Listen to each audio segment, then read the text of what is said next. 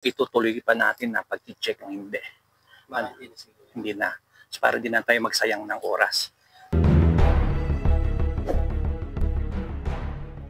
Good morning sa inyo lahat guys. Kasama ako si Sir Renato. Mayroon pala tayong titingnan na is RV na sasakyan. So, i-assist natin siya sa pagbili ng second hand car. At subukan natin na mabili namin to ng maayos at ma-check po natin ng maayos. Kita-kita tayo ulit. Guys, katulad ng kaugalian natin kapag tayo po ay nag-check po ng makina, unang-una talaga natin titignan yung tambutso. Sinabi ko nga pala sa seller to, wag na wag paandarin yung makina. Kasi ang reason ko kung bakit tayo ko siyang paandarin, sa morning kasi may lumalabas na usok na kulay puti. Isa yun sa mga dahilan kung bakit ayaw ko paandarin. Gusto ko kami na umandar kasi nagkakaroon po ng trouble during cool engine at hot engine. Kaya tinicheck po natin siya. No? Yan po yung sakay na tinitingnan po natin is RP po. And check po natin yung engine. Hindi pa po umaandar yan guys. Yung tubig. So nakita po natin. So wala po tayong ililihim nito sa ating pong client. So, yan po. Kita po natin yung mga ano. So, hindi ko lamang po yung papakita po yung plate number para naman po protection din sa atin po. Ayaw ko naman na masiraan yung kanila pong negosyo. So, di natin papakita yung chassis number, ano po yung plate number. Check po natin yung ilalim. Yun. So, yan po. Po yung na-check po natin dito. Yan po, papaandarin natin siya. Yung ano na rin yung body niya.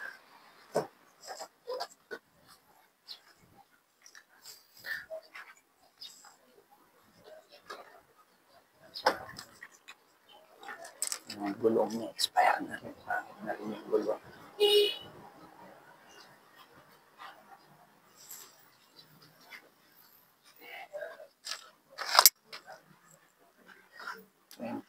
Okay naman, 21.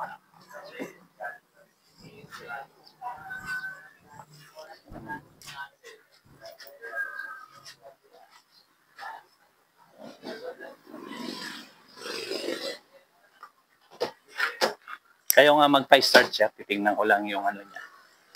Sino kasama natin? Paki-start niya siya. May paki-start mo. Wag lang i-revolution ha.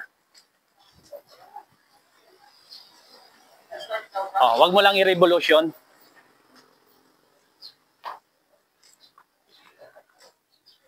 Input natin yung ano.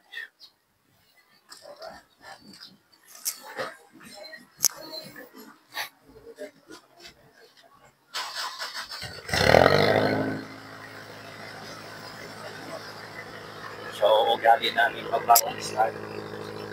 Tulog ng makina. Revolution mo nga. Okay naman.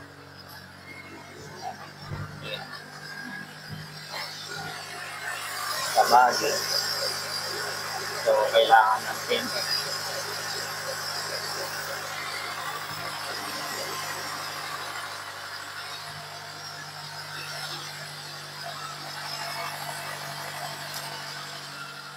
Sir, ako na sir. Ako na dyan.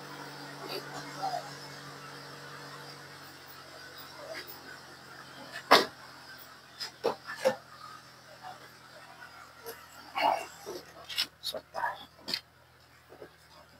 yung preno niya, lubog. Yan o, yung preno. So, handbrake niya.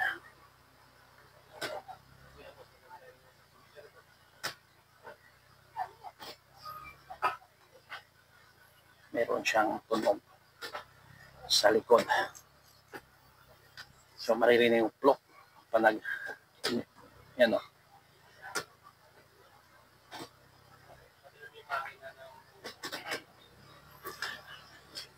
Sa aircon naman,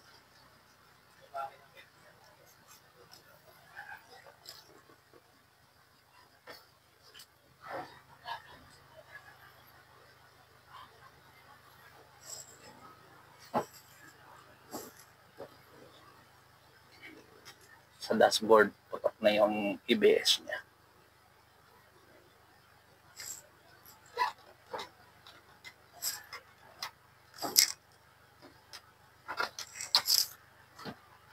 Sir, alikan sir. Dito ka sa loob sir, dito ka sa loob.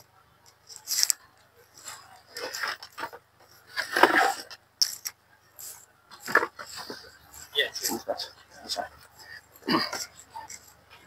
Ito sir, di pa natin, sir ha, interview lang.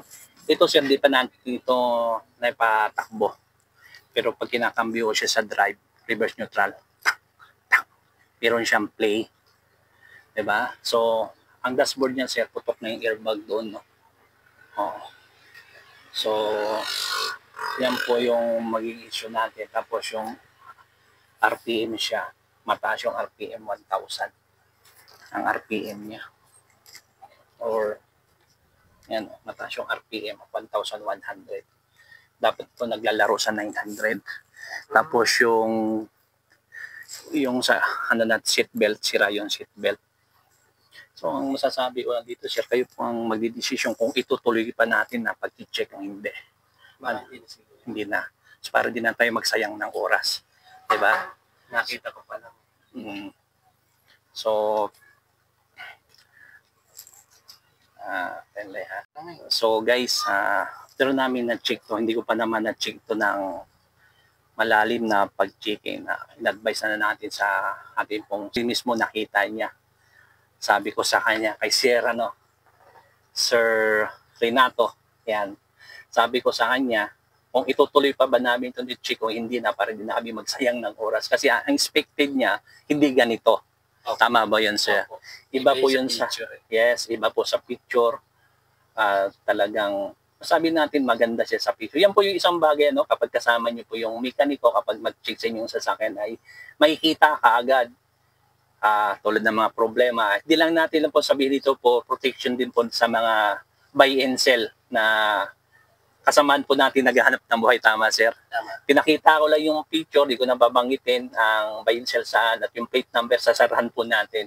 Protection po para sa kanila, para naman kasi pare-pareha lang naman po tayo naghahanap buhay. So, mapayo ko, magsama po kayo ng mekaniko kapag po bumili. Si sir, ano po masabi din siya about sa pag-check po natin sa sasakyan? Ano po, ano mo ba ako siya sa mga kliyente natin, mga customer na magpapasama namin? Marirekomenda mo ba ako? Marirecommend ko at magaling si Mr. Pads. So, invite mo sir kung may gustong I-invite ko kayo, i-message nyo si Mr. Pads para pagbibili kayo ng second hand na sasakyan. So, sir, maraming pong salamat ha.